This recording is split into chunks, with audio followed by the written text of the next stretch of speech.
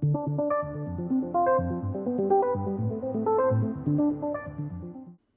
have a quick question here from Richard asking how changes in interest rates through something like QE and bond buying, how that affects the rates that commercial banks are willing to lend at. Thanks for the question, Rich. So, looking at this, I think the best way to look at it is by starting by looking at the various interest rates in the financial system, right? So, at the top end, you have your cash rate or your bank rate, or in the case of the US, you have the Fed funds rate. And this is the interest rate that commercial banks borrow and lend at from each other overnight. And this rate is important because it sets the base for all the other interest rates in the real economy. So after the cash rate or the Fed funds rate, you get the prime rate, which is usually the average of the best interest rates that commercial banks will charge their most credit-worthy customers. So of course, if you take a loan, you might get it at prime -1 or prime -2, depending on the default risk. So depending on that default risk or the credit worthiness, the bank will charge a risk premium above the prime rate usually to make up for that default risk or credit worthiness. So the type of loan obviously is also important. You might have a secured loan or an unsecured loan or something like a mortgage. And depending on the default risk and the type of loan and the duration, that'll of course affect the interest rate that the bank will charge. So how does this come back to something like QE and open market operations of bond buying? Well, if the central bank wanted to keep borrowing costs low in the short term, they would simply just lower the cash rate, right?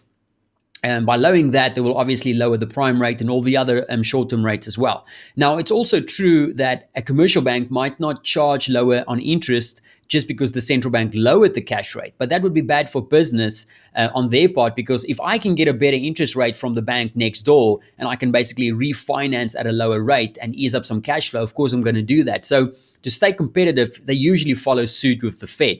So to come back to the central bank, if they wanted to lower those short-term borrowing costs for the economy, they would just lower the cash rate, which will lower the prime rate, which will lower all the other lower rates, which is basically dependent on the cash rate. So that'll mean, lowering rates for things like credit cards, vehicles, short-term loans, etc. But how about the more longer-term loans, like company or corporate loans or mortgages, etc.?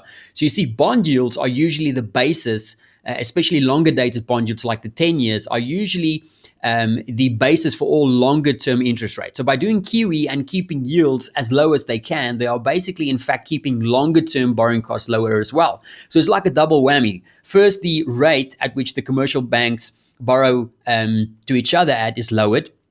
But then the central bank basically buys tons of bonds in the open market from these same commercial banks, which increases their reserves. And the central bank can also further increase commercial banks' excess reserves by lowering the rate at which banks can borrow from the Fed itself, which in this case for the Fed is called the discount rate. So with all the excess reserves created by the Fed is basically increasing the money supply in the system. And the more money in the system, the more reserves are available to lend out. And the central bank could even do something like reducing the reserve requirements, which basically lowers the minimum amount of money that the commercial bank needs to keep on their books. So the bank has ample reserves due to the Fed injecting cash. And then with the Fed also doing QE, they're also lowering bond yields, which is the base for the longer term interest rate. So with ample reserves and lower shorter as well as longer term interest rates, the commercial bank starts competing with each other to try and lend out money and offer more and more attractive interest rates, which obviously appeals to customers and businesses to try and beat out the competition. So it's all done by the central bank to try and make money as cheap as they can, or to make borrowing as attractive as they can for both businesses and consumers. And if the central banks doesn't join in the party and lower rates as well, they will simply just lose out in business due to the competition in the system. So hope that helps, Rich. Any other questions, just let us know.